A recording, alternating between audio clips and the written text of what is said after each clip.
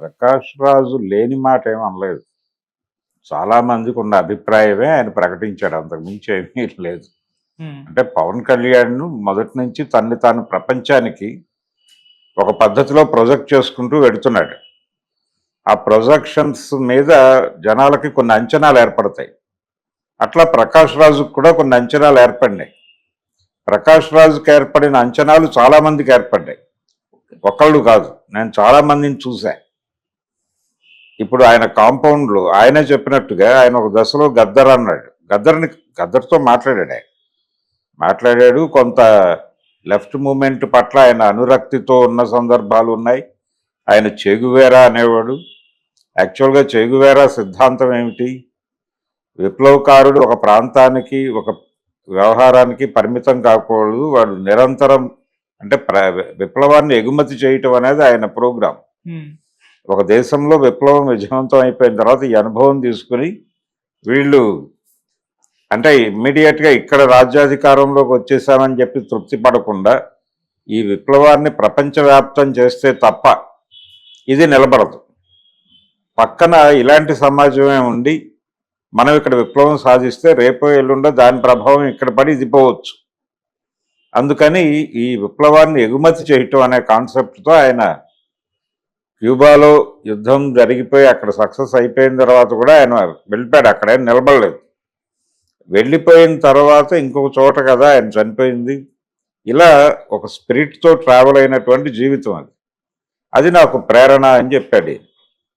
చెప్పి బలంగా ఆర్గ్యూ చేయటం మాత్రమే కాదు, ఆయన సినిమాల్లోనూ అక్కడ ఇక్కడ చెగువేరా ఇవి ఉంటాయి. అలాగే ఈ మధ్య ఆయన చెప్పుకున్నట్టుగా ఒక వేదిక మీద, గేమ్ చేంజర్ వేదిక మీద ఆయన మాట్లాడాడు పవన్ కళ్యాణ్. ఏది ఎవరి గురించి మాట్లాడాడు? ఆయన అజయ్ సూర్య గురించి మాట్లాడుతూ ఖుషి వాళ్ళిద్దరూ కలిసి చేసినటువంటి ఒక బ్లాక్ బస్టర్ సినిమా, అద్భుతమైన విజయం సాధించిన సినిమా. ఆ సినిమాలో అప్పుడే భారతదేశంలోకి ప్రవేశించినటువంటి నూతన ఆర్థిక విధానాల మీద విమర్శ చేస్తూ ఒక పాట ఉంటుంది. ఒక దేశభక్తియుతమైనటువంటి గీతం. దాని బ్యాక్గ్రౌండ్లో దేశం ఇలా అయిపోబోతోంది అని ఒక చిన్న కల్పన చేస్తూ చిన్న స్ట్రీట్ ప్లే లాంటిది చేస్తూ ఆ షార్ట్స్ ఉంటాయి ఆ పాటలు. అదంతా సూర్య ఆలోచించాడా లేకపోతే పవన్ కళ్యాణ్ ప్రేరణతో ఆ సన్నివేశాలు దొరిలాయా అనేది కూడా మనకి స్పష్టంగా అర్థమైంది. ఎందుకంటే అదే సినిమా తమిళ్లో కూడా తీశారు, తమిళంలో ఇది లేదు.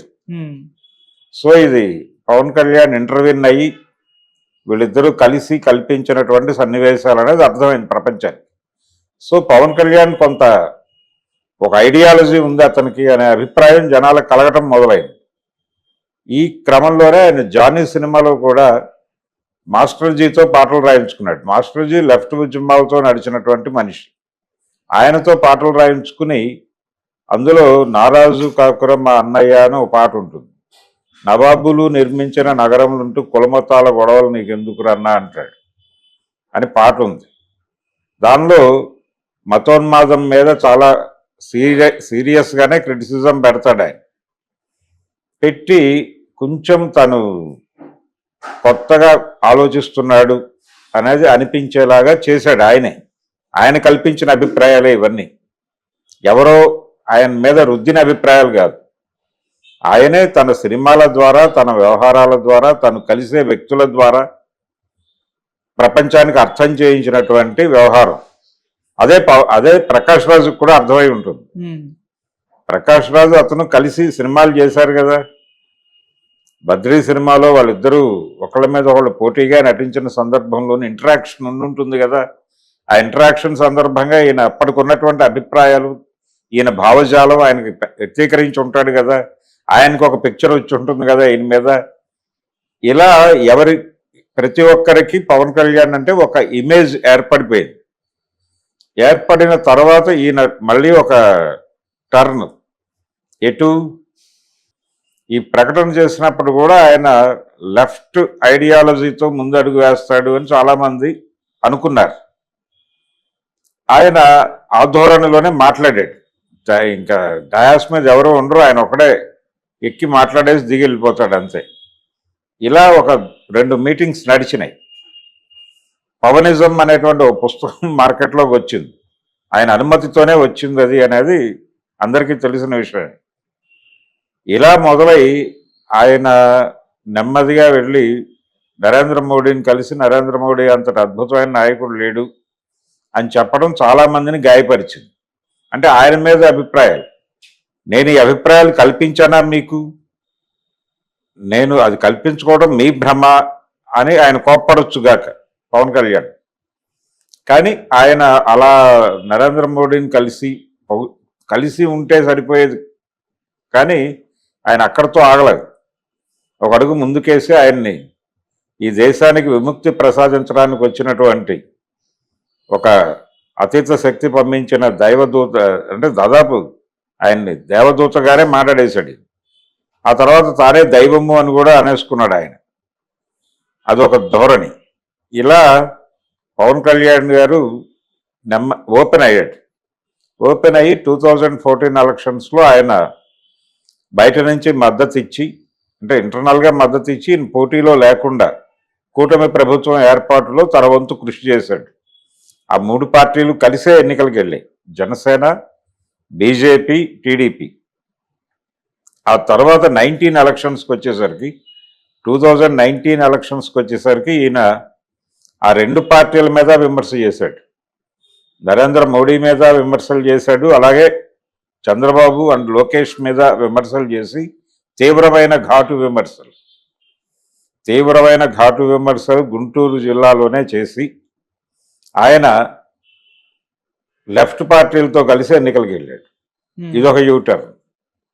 అంటే 2014లో ఒక టర్ను, 2019లో లెఫ్ట్ టర్ను, మళ్ళీ ఆయన 24 ఎలక్షన్స్కి ముందు అంటే 19 ఎన్నికల్లో ఆయనకి ఘోర పరాభవం సంభవించిన మరుక్షణం ఆయన ఎన్నికల ఫలితాల అనంతరం తిరిగి ఏ కమ్యూనిస్ట్ పార్టీ గడప తొక్కలేదు.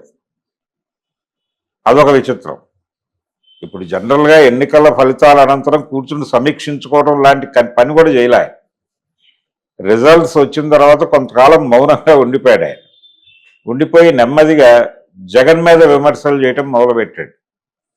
జగన్ ప్రభుత్వం మీద మాట్లాడటం మొదలుపెట్టి ఈ క్రమంలో ఈ పాలన నుంచి రాష్ట్రాన్ని విముక్తి చేయాలంటే అని ఒక స్టాండ్ తీసేసుకున్నాడు ఆయన.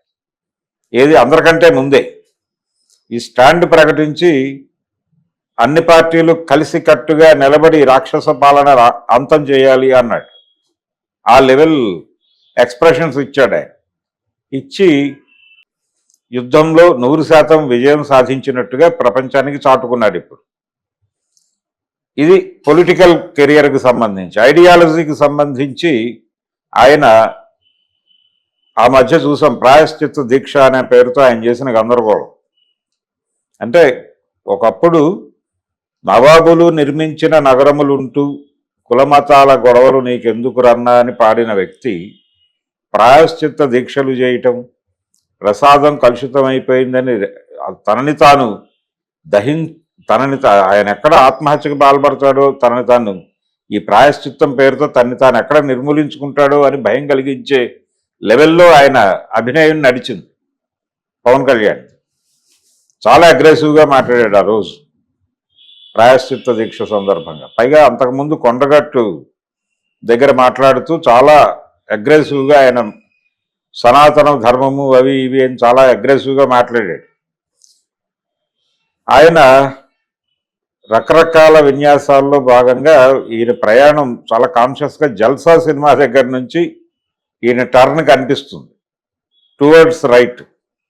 ఆయన లెఫ్ట్ నుంచి రైట్కి జరగటం అనేది జల్సా నుంచి విజిబుల్గా కనిపిస్తుంది. ఈ ప్రయాణం అంతా ప్రజలు చూస్తూనే ఉన్నారు. ఇదేది హైట్ కాదు కదా, ప్రకాష్ రాజ్ ఎలా చూశాడో అందరూ చూశారు. ఆయన లెఫ్ట్తో నడవటము చూశారు, ఆయన బీజేపీతో నడవటము చూశారు, సిపిఐ సిపిఎంలతో కలిసి కదా ఆయన ప్రయాణం చేసింది. ఇక్కడ విపరీతమైనటువంటి ఒక రకమైన సనాతన ధర్మము అనే దీంతో మాట్లాడుతూ ఆయన ఒక అగ్రెసివ్ స్టాండ్ ప్రకటించాడు ఒక సభలో. ఆ అగ్రెసివ్ స్టాండ్ ఏంటంటే ఇక్కడ ఎవరు చేతులు ముడుచుకుని లేరు అన్నాడు. యూట్యూబ్లో ఉంది, అది చూడండి. ఇక్కడ ఎవరు చేతులు ముడుచుకుని లేరు, మా ధర్మానికి విఘాతం కలిగించే ప్రయత్నం ఎవరు చేసినా వాళ్ళని దునుమాడి తీరుతాం అన్న లెవెల్లో మాట్లాడాడు ఆయన. ఇది మా సెల్ఫ్. ఇది మేము మౌనంగా ఉన్నామంటే మేమేదో తగ్గిపోయి ఉన్నాము, మేము చేతకాని వాళ్ళం అని అనుకోవద్దు. మేము చేతకాక కాదు అని వార్నింగ్ ఇచ్చాడు. ఈ చేతకాక కాదు, ఈ వార్నింగులు ఇవన్నీ కూడా హిందుత్వాన్ని ప్రమోట్ చేస్తున్న వాళ్ళు కూడా బహిరంగంగా అనటానికి కొంచెం ఇబ్బంది పడే స్టేట్మెంట్స్ను కూడా ఈయన అలవోకగా చేసుకుంటూ వెళ్ళిపోయాడు. ఇది ఒక వేరే టర్న్. ఈ టర్న్లన్నీ ఎవడు కొత్తగా చెప్పక్కర్లేదు. ఆయన చెప్పింది అదే, వాస్తవమే చెప్పాడు. ప్రకాష్ రాజు ఇంకొంచెం తగ్గి చెప్పాడు, తగ్గి వినమ్రంగా చెప్పాడు. ఆయన పవన్ కళ్యాణ్ ఏమీ ఇబ్బంది పెట్టలేదు నా ఉద్దేశంలో. పవన్ కళ్యాణ్ గురించి జనరల్ అజంప్షన్ చెప్పాడు అంతవరకే. ఆయన పవన్ కళ్యాణ్ కదలికలు ప్రపంచం ముందు ఉన్నాయి కదా, ప్రపంచానికి ఒక అభిప్రాయం ఉంది కదా పవన్ కళ్యాణ్ అంటే. ఈ ప్రయాణంలో ఆయన మళ్ళీ మొన్న మాట్లాడుతూ, ఏది ఈ హడావుడులు అన్నీ అయిపోయిన తర్వాత ఇంకొక టర్న్, నేను విప్లవకారుణ్ణి, ఆయుధం పట్టుకోవాల్సిన వాడిని, ఎన్నికల్లోకి వచ్చా అన్నాడు. అంటే సాయుధ పోరాటం నా ఎజెండా అని ప్రకటించుకోవటం. అలాంటి ఐడియాలజీ నాది. ఆ ఐడియాలజీ నుంచి ఎన్నికలలోకి వచ్చా, వీళ్లతో కలిసి ప్రయాణం చేస్తున్నా అన్నాడు. సరే, ఓకే, మీరు పొలిటికల్గా ఎన్నికల ద్వారా ఏదో చేయాలి అనుకున్నారు, అంతవరకు మాకు అభ్యంతరం లేదు. విప్లవకారుణ్ణి, ఆయుధం పట్టుకోవాల్సిన వాడిని, అడవిలోకి వెళ్ళిన వాడిని, ఇవన్నీ మాట్లాడేసి మళ్ళీ ఈ గోల ఏమిటి, ఈ సనాతన ధర్మం గోల ఏమిటి, లేకపోతే ప్రాయశ్చిత్త దీక్షలేమిటి, ఈ గోల ఏమిటి, ఈ రెండిటికి మ్యాచ్ కుదరక జనాలు కన్ఫ్యూజ్ అవుతున్నారు. పైగా ఈ రెండిటికి ఒక వంతెన కట్టి కమ్యూనిస్టులు అయినంత మాత్రాన, మార్క్సిస్టులు అయినంత మాత్రాన వాళ్ళ మతం మీద ప్రేమ లేకపోతే ఎలాగా అనేదాకా పట్టుకెళ్తున్నారు ఈ ధోరణి కలిగిన వాడు. ఇలాంటి అనేక ఆలోచనలకి ఆయన అవకాశం కల్పిస్తూ లెఫ్ట్ రైటు మొత్తాన్ని తన వెనకే కట్టేసుకుని మాట్లాడేస్తున్నాడు ఆయన. అదేదో భగవద్గీతలో కృష్ణుడు చెప్పినట్టు, వేదాలలో సామవేదం నేనే, పక్షులలో గరుత్మంతుడిని నేనే, ఇలా చెప్పుకుంటూ వెళ్తాడు. అంటే ప్రతి చోట ఆ సూపర్ ఇదేదైతే ఉందో అది నేనే అని చెప్పుకుంటూ వెళ్తాడే. అలా ఈయన కూడా ఎక్కడ ఏ ఐడియాలజీలో అద్భుతం ఉన్నా ఆ అద్భుతం నేనే అని చెప్పుకునే ప్రయత్నం చేస్తాడు. ఇదొక వ్యవహారం పవన్ కళ్యాణ్లో కనిపించేటువంటి ఒక విపరీత ధోరణి అది. అందుకని చాలా ప్రమాదకరమైన వ్యక్తి ఆయన. ఆయన ఏ క్షణంలో ఎట్నుంచి ఎటైనా కత్తి తిప్పగలడు. జంజాల గారి డైలాగ్ ఉంటుందో, సినిమా డైలాగ్, చినుక్కి చినుక్కి మధ్య కత్తి తిప్పగల యోధుడు అని. అలాగా చినుక్కి చినుక్కి మధ్య కత్తి తడవకుండా తిప్పగల యోధుడు పవన్ కళ్యాణ్ అని మనం అనుకోవాలి. అందుకని పవన్ కళ్యాణ్ గురించి ప్రకాష్ రాజు గారు చెప్పింది 10% మాత్రమే. పవన్ కళ్యాణ్ని ఎండగట్టాల్సినంత ఎండగట్టలేదు. ఓల్డ్ సెయింగ్ ఉంది, అంటే నీ శత్రువుని నువ్వు విమర్శించాల్సినంతగా విమర్శించకపోతే నీ మిత్రుడిని ప్రేమించాల్సినంతగా ప్రేమించలేవు అని ఒక ఓల్డ్ సేయింగ్ ఉంది. అలా ఇతను ప్రమాదకరము అనే విషయం మీకు అర్థమైనప్పుడు అతన్ని విమర్శించడానికి మొహమాట పడద్దు అనేది సిద్ధాంతం. అందుకని ప్రకాష్ రాజు గారు ఎందుకు మొహమాట పడ్డాడో నాకు అర్థం కాలేదు. బహుశా ఇవన్నీ ఆయన కూడా చదువుకుని ఉంటాడు. అందుకని ఆయన చాలా ఓపెన్గా మాట్లాడి ఉండాలి. పైగా తమిళ ఛానల్కి ఇచ్చిన ఇంటర్వ్యూ అది. అక్కడ జనరల్గా వచ్చినటువంటి ఒక క్వశ్చన్కి రెస్పాండ్ అవుతూ ఆయన చాలా క్యాజువల్ టాక్ చేశాడు. చాలా క్యాజువల్ టాక్లోనే మాట్లాడిన విషయాలు తప్ప సీరియస్గా పవన్ కళ్యాణ్ గురించి ఆలోచించాల్సిన అవసరం ఉంది. ఆయన 2024 ఎన్నికల్లో భారతీయ జనతా పార్టీ విడిచిన బాణం, అంతకుముందు పవన్ కళ్యాణ్ భారతీయ జనతా పార్టీ విడిచిన బాణం అనేది కాయిన్ చేస్తే ఇప్పుడు అద్భుతంగా ఉంటుంది. ఆయన designed by Bharatiya Janata party. ఆయన వారి కోసం ఏం చేయడానికైనా సిద్ధం అనే విషయం మనకి అర్థమవుతుంది. అలాగే మొన్న నరేంద్ర మోడీ గారు చంద్రబాబు గారి పరిపాలన మొదలైనటువంటి రోజు, ఆయన ప్రమాణ స్వీకారం చేసిన రోజే పవన్ కళ్యాణ్ని, చిరంజీవిని పట్టుకెళ్ళి ప్రజలకు అభివాదం చేయటం అనేటువంటి సన్నివేశం ప్రజలు నిరంతరం స్మరణలో ఉంచుకోవాల్సినటువంటి వ్యవహారం. అది ఆ ఫోటోని ప్రజలు జాగ్రత్తగా మనసులో పెట్టుకోవాలి. దాని తాలూకా రిఫ్లెక్షన్స్ ఎక్కడో కొడతాయి మళ్ళీ. అలాంటి ప్రమాద ఘంటికలు వచ్చే అవకాశం కలదు.